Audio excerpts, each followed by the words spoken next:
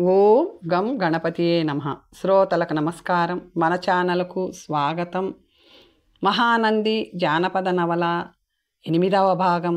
రచన వక్కంతం సూర్యనారాయణరావు గారు. రాకుమారి లాలస కూర్చున్న పల్లకి రాజవీధి గుండా వెళ్తుంది. పల్లకి ముందు 4 అశ్వీకులు వెళ్తున్నారు. వెన్నుకాపుగా వెనుక మరో 4 అశ్వీకులు ఉన్నారు. బంగారు పల్లకి సూర్యకాంతితో దగదగా మెరుస్తుంది. వీధికి 2 వైపులా ఉన్న ఇళ్లల్లో నుంచి ఎన్నో కళ్ళు పల్లకీని చూస్తున్నాయి. అది రాకుమారి పల్లకీ అని చూస్తున్న వాళ్లకు తెలుసు. ఆ రోజు రాకుమారి స్వయంవర దినం అని కూడా నగర ప్రజలందరికీ తెలుసు. సాయుధులైన భటులు వీధి 2 వైపులా అక్కడక్కడ నిల్చున్నారు. సువిశాలంగా ఉన్న రాజవీధి పక్కన 2 మేడల మధ్య విశాలమైన ఆవరణ. ఆ ఆవరణలో ఎండకు పట్టిన గొడుగుల్లా ఎన్నో రథాలు ఉన్నాయి. అన్ని రథాల మీద బంగారు కలశాలు కళ్ళు జిగేలమనేలా మెరుస్తున్నాయి. చెంచల, ఆ రథాలు ఎవరివే? జలతారు తెరలో నుంచి చూస్తున్న రాకుమారి లాలస అడిగింది పల్లకీ పక్కనే నడుస్తున్న చెలికత్తెను. రాకుమారి గారి కడగంటి చూపు కోసం దేశాల నుండి వచ్చి ఎదురు చూస్తున్న రాజకుమారులవి యువరాణి గారు అన్నది. అన్ని రథాలే? లాలస ఆశ్చర్యంగా అంది.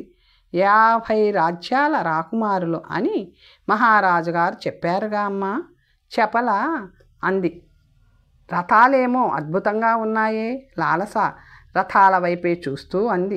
ఆ రథాల మీద రాజసం ఉట్టిపడేలా వచ్చిన రాకుమారులు ఎలా ఉంటారంటావే అన్నది. ఎలా ఉన్నా అందం పందెంలో మన ముందు అందరూ ఓడిపోవాల్సిందే. చెంచల నవ్వుతూ అంది. నిలువుటద్దం మీకు మీ అందాన్ని కళ్లకు కట్టిందిగా. అందరూ ఓడిపోతే స్వయంగా వరించేది ఎవరినే? లాలస చిరునవ్వుతో అంది. భయం లేదులే యువరాణి గారు.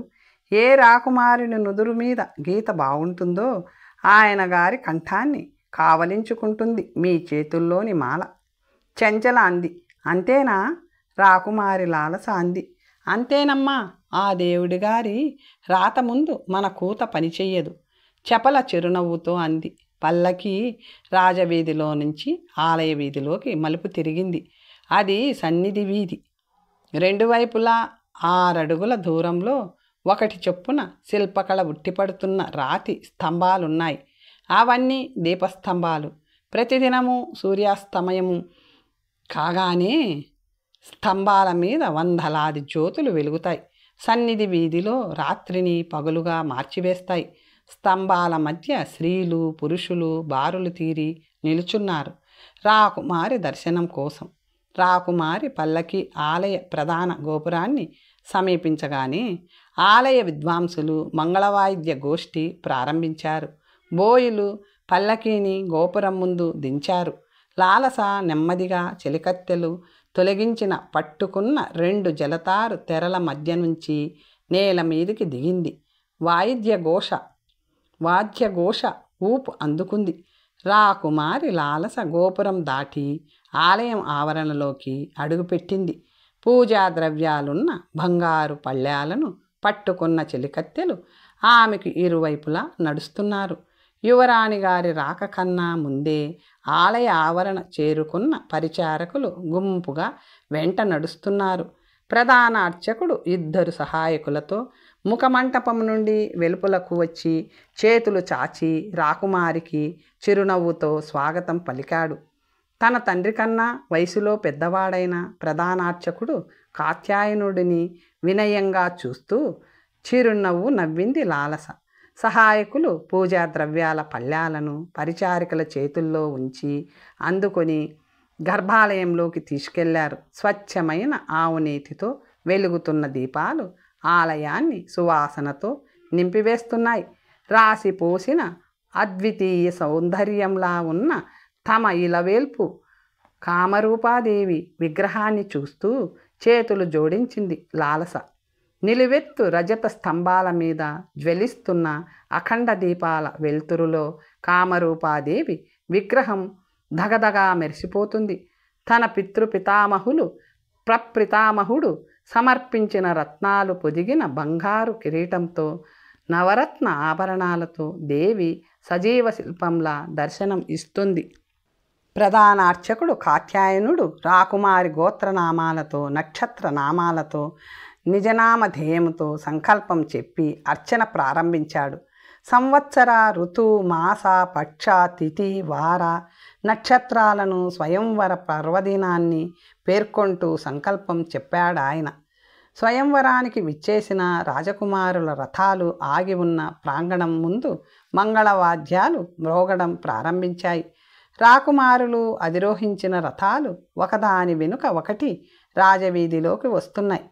మేడల మీద నుండి వర్ణపుష్ప వర్షం కురవసాగింది ఆ రథాల మీద. రథాలు రాజమందిర మహాద్వారాన్ని దాటి సువిశాలమైన ఆవరణలో ఆగాయి. రథాలు దిగిన రాకుమారులు పరచిన రత్నకంబళ్ళ మీద గంభీరంగా నడుస్తూ స్వాగత వచనాలు పలుకుతున్న వందిమాగదుల వెంట రాజమందిరంలోకి వెళ్తున్నారు. అర్చన పూర్తయింది. అర్చకుడు మహానీరాజనాన్ని రాకుమారి లాలస ముందు పట్టుకున్నాడు. లాలస హారతిని కళ్ళకు అద్దుకుంది. చెలికత్తె అందించిన బంగారు నాణేలను హారతి పళ్ళెంలో వేసింది. అర్చకుడు బంగారు గిన్నెలో ఉన్న తీర్థాన్ని ప్రసాదాన్ని రాకుమారికి ఇచ్చాడు. సహాయకులు తీర్థ ప్రసాదాలను రాకుమారి వెంట వచ్చిన పరిచారకులకు ఇస్తున్నారు. ప్రధాన అర్చకుడు మంత్రం పఠిస్తూ అక్షతలను లాలస శిరస్సు మీద ఉంచాడు. లాలస ఆయనకు నమస్కరించబోయింది. వద్దు తల్లి, అపచారం. ఆలయంలో అధిష్టాన దేవతకో దేవుడికో తప్ప మరెవ్వరికీ నమస్కరించకూడదు. ఎంత పెద్దలైనా వృద్ధులైనా సరే అర్చకులకు కూడా నమస్కరించకూడదు. అది దైవాపచారం. మిమ్మల్ని చూస్తే అది మర్చిపోతూ ఉంటాను. రాకుమారి లాలస చిరునవ్వుతో అంది. ఆ కామరూప నిన్ను కలకాలం చల్లగా చూస్తుందమ్మా. నీకు తగిన పెనిమిటిని ఆ తల్లి ప్రసాదిస్తుంది. కాత్యాయనుడు తన ఆకాంక్షను వ్యక్తం చేశాడు. ఆర్య, కొంతసేపు నాకు తెలుసు తల్లి. కొంతసేపు సన్నిధిలో ఏకాంతంగా అమ్మవారిని ధ్యానించుకోవడం నీకు అలవాటేగా. మేమందరం ధ్వజస్తంభం వద్ద ఉంటాం. ధ్యానం చేసుకో అమ్మా అంటూ అర్చకుడు కాత్యాయనుడు సహాయకులతో గర్భాలయంలో నుంచి అవతలికి నడిచాడు. పరిచారకులు పళ్ళాలు తీసుకొని వాళ్లను వెంబడించారు. చిరుగంటల చప్పుడుతో తలుపులు మూసుకున్నాయి. గర్భాలయం బంగారు గడపకి ఇటువైపు దేవి విగ్రహానికి ఎదురుగా పద్మాసనంలో కూర్చొని కళ్ళు మూసుకుంది రాకుమారి లాలస. క్షణాలు గడియలుగా ఎదుగుతున్నాయి. రాకుమారి లాలస ధ్యానం కొనసాగుతూనే ఉంది. చపల చంచల ముఖాలు చూసుకున్నారు. సమయం గడిచిపోతుంది. స్వయంవర గడియలు సమీపిస్తున్నాయి. అంతఃపురంలోని పూజామందిరంలో రాకుమారి తీర్థప్రసాదాలు స్వీకరించాలి. ఆచార్యుల వేదాశ్వీరవచనాలు అందుకోవాలి. తల్లిదండ్రులకు పాదపూజ చేయాలి. ఆ తరువాత స్వయంవర మంటపానికి వెళ్ళాలి. ఆర్య, సమయం మించిపోతుంది. రాకుమారి చపల ప్రధానార్చకుడితో అంది. అమ్మాయి గారి ధ్యాన భంగం చేయలేం కదమ్మా. ఆలస్యమైతే ప్రభువులు ఆగ్రహిస్తారు. శుభముహూర్తం మించిపోతుంది. చపల ఆందోళనగా అంది. కొన్ని క్షణాలు వేచి చూద్దాం. అర్చకుడు ధైర్యం చెబుతున్నట్టు అన్నాడు. మరికొన్ని గడియలు గడిచాయి. చపల చంచల భయంగా ఒకరినొకరు చూసుకున్నారు.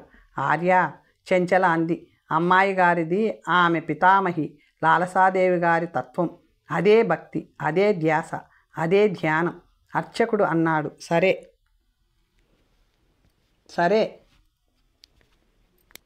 కవాటాల్ని లోనికి తోస్తాను. గంటలు చప్పుడు చేస్తాయి. అమ్మాయి గారి ధ్యానానికి అవరోధం కలుగుతుంది.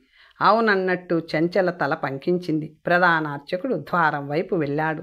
మూసిన తలుపులను కొంచెం బలంగా లోపలికి తోశాడు.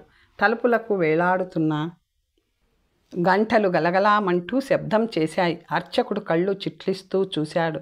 గర్భాలయం గడప ముందు రాకుమారి లేదు. రాకుమారి ధ్యానం ముగించి గర్భాలయం చుట్టూ ఉన్న ప్రత్యేక ప్రదక్షిణ పథంలో అమ్మవారికి ప్రదక్షిణం చేస్తుందా ఆలోచిస్తూ ఆయన బంగారు గడప ముందు ఆగాడు. లాలస కోసం ఎదురు చూస్తూ. క్షణాలు గడుస్తున్నాయి. రాకుమారి రాలేదు. అర్చకుడిని రకరకాల ఆలోచనలు చుట్టుముట్టేస్తున్నాయి. రాకుమారి ప్రదక్షిణ చేస్తూ కళ్ళు తిరిగి ఏదైనా అస్వస్థతకు లోనైందా? చెంచల చెపల లోపలికి వచ్చి ఆయన వైపు ప్రశ్నార్థకంగా చూశారు. గర్భాలయం ముందు భాగాన్ని కలియజూశారు. వెళ్ళి ప్రదక్షిణ మార్గంలో చూడండి, అర్చకుడు వాళ్ళను హెచ్చరించాడు. చెంచల చెపల ఇద్దరూ ప్రదక్షిణ మార్గంలోకి వేగంగా వెళ్ళారు. ఆ ఇరుకు మార్గంలో దీపాలు వెలుగుతున్నాయి. ప్రదక్షిణగా వెళ్ళిన చెలికత్తెలు ఇద్దరూ తిరిగి వచ్చారు. వాళ్ళ ముఖాల మీద ఆశ్చర్యం నాట్యం చేస్తుంది. యువరాణి గారు లేరు. చెంచల అంది. అర్చకుడు ఆశ్చర్యంగా చూశాడు. దంపతులు కానీ మరెవరు కానీ గర్భాలయం గడప దాటి విగ్రహం వద్దకు వెళ్ళరు. గర్భాలయంలోకి ప్రవేశార్హత అర్చకులకు మాత్రమే. ఒకవేళ యువరాణి అర్చకుడు గడప దాటి గర్భాలయంలోకి వెళ్ళి ద్వారానికి ఇరువైపులా అటూ ఇటూ చూశాడు. ఆశ్చర్యంతో కళ్ళు పెద్దవి చేస్తూ విగ్రహం వెనకకు వెళ్ళి విగ్రహాన్ని చుట్టి యథాస్థానానికి వచ్చాడు. యువరాణి లాలస లేదు. గర్భాలయంలో లేదు. విగ్రహం వెనుక లేదు. గర్భాలయం ముందున్న మంటపంలో లేదు. వేరే దారి లేదు. రాకుమారి ఎక్కడికి వెళ్ళింది? ఎలా వెళ్ళింది? ఏమిటి ఇంత ఆలస్యమైందేమిటి? అమ్మాయి గారేరి? చెలికెత్తెలు ఇద్దరినీ చూస్తూ కోపంగా అంది మహారాణి. అమ్మాయి గారితో ఉండకుండా మీరెందుకు వచ్చారు? మహారాజు కుబేరవర్మ హూంకరించాడు. ఆయన చూపులు అంతఃపుర ద్వారం దాటుతున్న ఆలయ ప్రధానార్చకుడు కాత్యాయనుడి వైపు తిరిగాయి. ప్రభువులు క్షమించాలి, అనుమతి అవసరం లేని అత్యవసర స్థితిలో సన్నిధికి వచ్చాను, అర్చకుడు అన్నాడు. ఆచార్య చెమట బిందువులతో మెరుస్తున్న అతడి ముఖాన్ని చూస్తూ అన్నాడు కుబేరవర్మ. ఆచార్య చెమట బిందువులతో మెరుస్తున్న అతడి ముఖాన్ని చూస్తూ అన్నాడు కుబేరవర్మ. ఇది రాజదంపతులకు ఏకాంతంలో విన్నవించాల్సిన విషయం. కాత్యాయనుడు అన్నాడు చుట్టూ ఉన్న పరిచారకులను వీవనలు విసురుతున్న యువతులను చూస్తూ. చెలికత్తెలు చెంచల చెపల వాళ్ల వెంట అర్చకుడు రావడం, రాకుమారి రాకపోవడం రాజదంపతులను అయోమయానికి గురిచేశాయి. అప్పటికే కుబేరవర్మ చుట్టూ ఉన్న పరిచారకుల వైపు సాభిప్రాయంగా చూశాడు. పరిచారకులు అర్థం చేసుకుని వరుసగా నిష్క్రమించారు. మీరు ఉండండే. కదలబోతున్న చెలికత్తెలు చెపలను చెంచలను చూస్తూ ఆజ్ఞాపించింది మహారాణి. ఆచార్య మహారాజు కుబేరవర్మ అన్నాడు. మనవి చేస్తాను. కాత్యాయనుడు రాజదంపతుల సమీపానికి వెళ్తూ అన్నాడు. అర్చన ముగిశాక యువరాణి గారు దేవీ సన్నిధిలో ధ్యానం చేసుకోవాలన్నారు. అమ్మాయి గారికి అది అలవాటే. అర్చకుడు కాత్యాయనుడు చెప్పినదంతా మంత్రముగ్ధల్లా మౌనంగా విన్నారు. రాజదంపతులు మహా ఆశ్చర్యంతో ఇద్దరి కళ్ళు విచ్చుకున్నాయి. ఇద్దరి నోళ్ళు కొద్దిగా తెరుచుకున్నాయి. మహారాణి పెదవులు ఆరిపోతూ అదరసాగాయి. ప్రభువు అందామె బొంగురుగా. నమ్మశక్యంగా లేదు ఆచార్య. తలుపులు మూసిన సన్నిధి మండపంలో నుంచి అమ్మాయి ఎలా మాయమవుతుంది? గర్భాలయంలో మహాప్రభువులు మన్నించాలి. కాత్యాయనుడు వినయంగా అడ్డు తగులుతూ అన్నాడు. గర్భాలయంలో అమ్మవారి విగ్రహం వెనక ప్రదక్షిణాపథంలో అంతటా గాలించాము. అమ్మాయి గారి జాడి లేదు. ఏం జరిగిందో ఆ తల్లి మహామాయ కామరూపకే తెలియాలి ప్రభు. భగవంతుడా, ఏమైంది నా చిట్టి తల్లి? జాగ్రత్త జాగ్రత్త అని చెబుతూనే ఉన్నాను కదవే. మహారాణి ఏడుపుకు దగ్గరగా ఉన్న స్వరంతో అంది. చెపల చెంచల భయంగా చూశారు. వాళ్ళు చేతులు వణుకుతున్నాయి. మహారాణి వారు మన్నించాలి. నేను నా సహాయకులు ఇద్దరు అంతరంగిక పరిచారకులు, ఇతర పరిచారకులు గుంపుగా మూసిన తలుపుల ముందే నిల్చున్నాం. అమ్మాయి గారు ఎంతసేపటికి రాకపోయేసరికి ధ్యానభంగం చేసే ధైర్యంతో తలుపుల్ని నేనే స్వయంగా తెరిచాను. కాత్యాయనుడు అన్నాడు. ఇందులో పరిచారకుల అజాగ్రత్త కానీ అలక్ష్యం కానీ లేవు. అయ్యో నా చిట్టి తల్లి ఏమైంది ప్రభు? మహారాణి ఏడుపు ప్రారంభించింది. ముందుకు తూలిపోతున్న మహారాణిని మహారాజు పడిపోకుండా పట్టుకున్నాడు.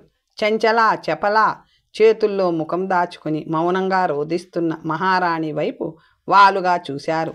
మహారాజు కుబేరవర్మ ఆసనం మీద నుంచి లేచి ఎర్రటి కళ్ళతో అర్చకుడి వైపు చూశాడు. ఆచార్య నిజం చెప్పండి.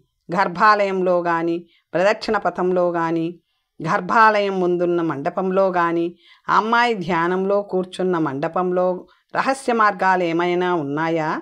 అర్చకుడు ఆందోళనతో చూశాడు. తరతరాలుగా ఆ తల్లి అర్చనలో తరించిపోతున్న వంశం మాది. పరోక్షంగా ఆ జనని మాకు అన్నీ అయినప్పటికీ ప్రత్యక్షంగా మాకు అన్నదాత ప్రభువులే. బాల్యం నుండి మా జనకులకు సహాయం చేస్తూ ఆలయానికి అంకితం అయిపోయాను. ఆలయంలో ప్రతి అంగుళం నాకు తెలుసు. రహస్య మార్గాలు సొరంగాలు లేవు. తమకు తెలిసిన సత్యమే ఇది. రహస్య మార్గాలు లేవు. ద్వారం మూసి ఉంది. గర్భాలయం ముందు కూర్చున్న మా పుత్రిక అంతర్ధానమయ్యింది. ఎలా జరిగిందని, ఏం జరిగిందని, ఎందుకు జరిగిందని ఊహించాలి. మనిషన్నవాడు నమ్ముతాడా, నమ్మగలడా? కుబేరవర్మ అర్చకుడిని సూటిగా చూస్తూ అన్నాడు. ప్రభువులు అనుమతిస్తే ఒక విషయం మన్నవి చేస్తాను. ఏమిటది? నాంచకండి, విన్నవించుకోండి, కుబేరవర్మ విసుగ్గా అన్నాడు. చిత్తం 100 ఏళ్ల క్రిందట తమ ప్రప్రపితామహి గారి పితామహి మహారాణి కామినీదేవి గారి జ్యేష్ఠపుత్రిక మహాశ్వేతాదేవి గారు ఇలాగే ఆలయంలో అమ్మవారి సన్నిధిలో ధ్యానంలో కూర్చుని అంతర్ధానమైపోయారని మా తాతగారు తండ్రిగారు చెప్పేవారు. తరాల కిందట జరిగిన ఆ అద్భుతం తమకు ఎరుకే అని మా తండ్రిగారు చెప్పేవారు. మహారాజు సాలోచనంగా అన్నాడు. అది విన్న కథనం ఆచార్య కన్న సత్యం కాదు, చిత్తం. దారుణం జరిగిపోయింది. ఇవాళ అమ్మాయి స్వయంవరం రాకుమారులు స్వయంవర మందిరంలో సిద్ధంగా ఉన్నారు. వాళ్ళకి ఏం చెప్పాలి, ఎలా చెప్పాలి? కుబేరవర్మ లేచి అసహనంగా అటూ ఇటూ తిరుగుతూ అన్నాడు. చిత్తం, అర్చకుడు అన్నాడు. చిత్తం కాదు, చిత్త చాంచల్యం కలిగేలా ఉంది. కుబేరవర్మ నిట్టూర్చాడు. మీరు వెళ్ళండి, ముఖమందిరంలో మహామంత్రి గారు ఉంటారు, వారిని రమ్మనండి అన్నాడు. ప్రభు, నా చిట్టి తల్లి మహారాణి మహిమాదేవి ఏడుపు ఆపుకునే ప్రయత్నం చేస్తూ అంది. కుబేరవర్మ మహారాణి ముందు నిల్చొని తలవాల్చి ఆమె ముఖంలోకి చూశాడు. ఆమె కళ్ళు నీళ్లు నిండిన గిన్నెల్లా ఉన్నాయి. మహారాణి, ఇది సమయం, అర్థం కాని ఆపద. ఇది ఆపద సమయం, అర్థం కాని ఆపద. ఆలయాన్ని గాలించే ఏర్పాట్లు చేస్తాను. స్వయంవర కార్యక్రమం కంఠం మీద ఖడ్గంలా ఉంది. రాకుమారులకు చెప్పాలి, ఎలా చెప్పి నమ్మించాలి?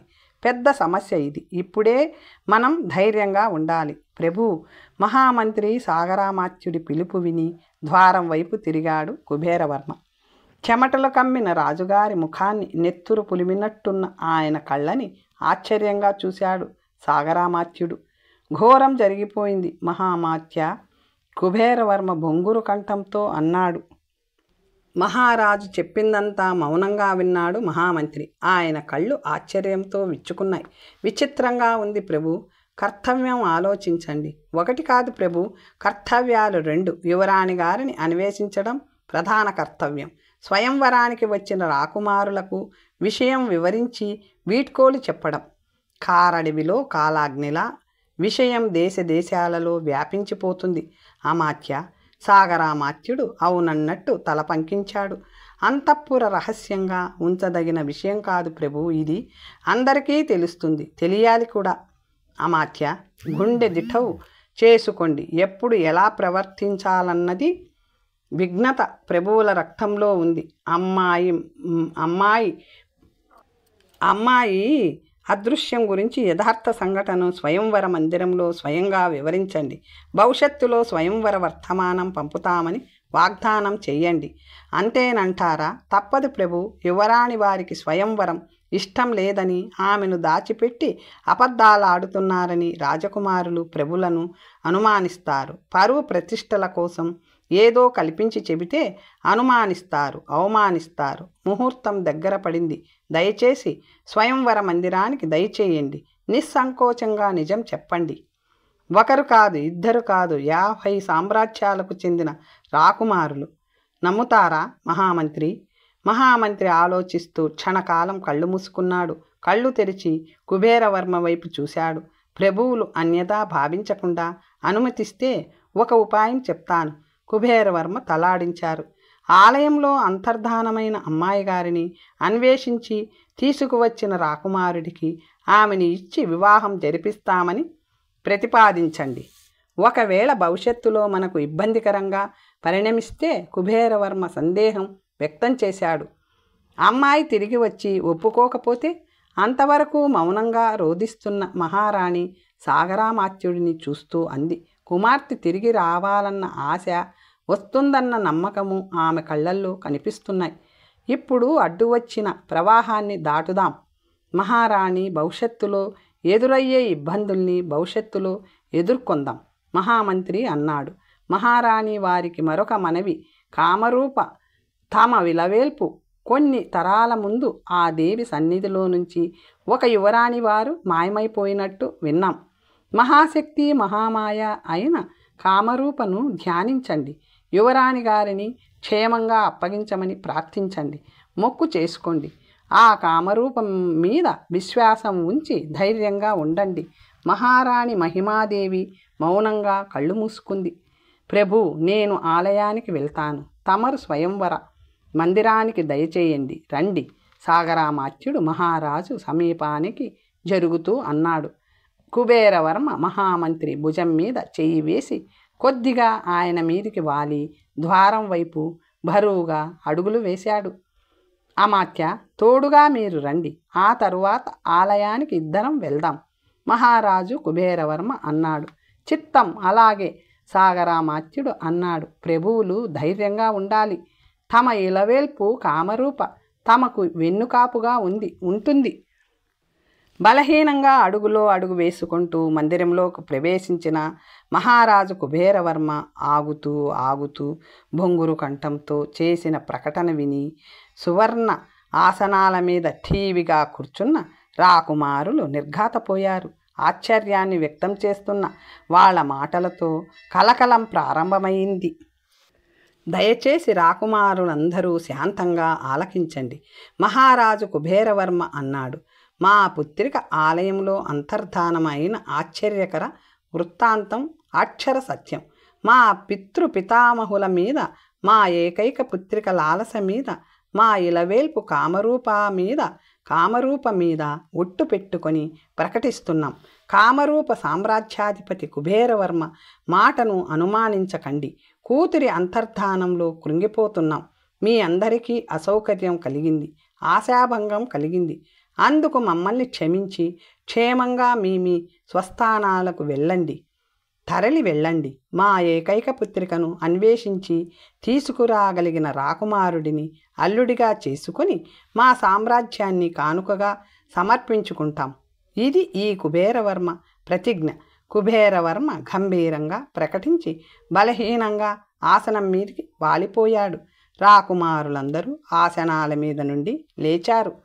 మహారాజు కుబేరవర్మ, మహామంత్రి రాజగురువు, ఆస్థాన జ్యోతిష్కుడు అయిన సులోచనుడు కామరూప ఆలయం గర్భాలయం ముందున్న ధ్వజస్తంభం దగ్గర నిల్చున్నారు. ముగ్గురి ముఖాల మీద ఆందోళన, ఆతృత కలిసి కనిపిస్తున్నాయి. ప్రధానార్చకుడు గర్భాలయంలో దేవి ముందు చేతులు నలుపుకుంటూ నిలుచున్నాడు. క్షణాలు గడుస్తున్నాయి. ప్రదక్షిణ పథంలో నుంచి 6 వ్యక్తులు మహారాజు ముందుకు వచ్చి వినయంగా నిలుచున్నారు. ఆస్థాన శిల్పి విశ్వకర్మ వైపు 3 ప్రశ్నార్థకంగా చూశారు. ప్రభువులు చిత్తగించాలి. గర్భాలయంలోనూ ప్రదక్షిణ పథంలోనూ క్షుణ్ణంగా నేను, నా సహాయకులు పరిశీలించాం. నేల మీద, పైకప్పులో, గోడలలో అమర్చిన రాళ్ల మధ్య చీమ దూరేంత సందు కూడా లేదు. అపూర్వమైన మహాపటిష్టమైన రాతి కట్టడం ఇది. అలాగే కళ్ళకు కనిపించిన రహస్య ద్వారాలు కానీ, స్వరంగాలు కానీ అలాంటివి ఉంటే రహస్య మార్గాలను తెరవడానికి సహజంగా అమర్చే మీటలు కానీ, కొక్కెలు కానీ, ఇతర యాంత్రిక భాగాలు కానీ లేవు. కుబేరవర్మ తల పంకించాడు.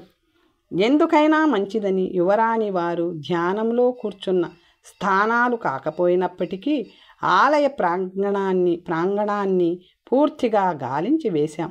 నేలమాళిగలు, రహస్య మార్గాలు, సొరంగాలు ఇలాంటివి ఏవి తమ మహావంశ సార్వభౌములు కట్టించిన ఈ మందిరంలో లేవు ప్రభు. విశ్వకర్మ విన్నవించి ముగించాడు. కుబేరవర్మ మహామంత్రి సాగరామాత్యుడి వైపు అయోమయంగా చూశాడు. మహామంత్రి రాజగురువు వైపు చూశాడు. రాజమందిరానికి వెళ్ళాం. రాజగురువు క్లుప్తంగా అన్నాడు. అర్చకుడు కాత్యాయనుడు ధ్వజస్తంభం దగ్గరగా వచ్చి మహారాజు వైపు వినయంగా చూశాడు. ఇవాళ గర్భాలయంలో చాలామంది తిరగాల్సి వచ్చింది. ఆగమోక్త ప్రకారంగా మహా సంప్రోక్షణ నిర్వహించాలి. ప్రభువులు అనుమతిస్తే నిర్వహించండి. అమ్మాయి గారి పేరిట అమ్మవారికి ప్రత్యేక పూజ చేయించండి. కుబేరవర్మ అన్నాడు. చిత్తం. యువరాణి వారి క్షేమం కోసం కామరూప హోమం కూడా చేస్తాను. కుబేరవర్మ తల పంకించి ఆలయ ద్వారం వైపు అడుగులు వేశాడు. మహామంత్రి రాజగురువు అనుసరించారు. మంత్రాలోచన మందిరం. మహారాజు మహామంత్రి రాజగురువు సమావేశమయ్యారు. ప్రభు, ఒక్క విషయం మాత్రం నిశ్చయంగా చెప్పగలను. యువరాణి లాలస జాతకం లిఖించబడిన బంగారు రేకును పరిశీలించిన సులోచనాచార్యుడు అన్నాడు.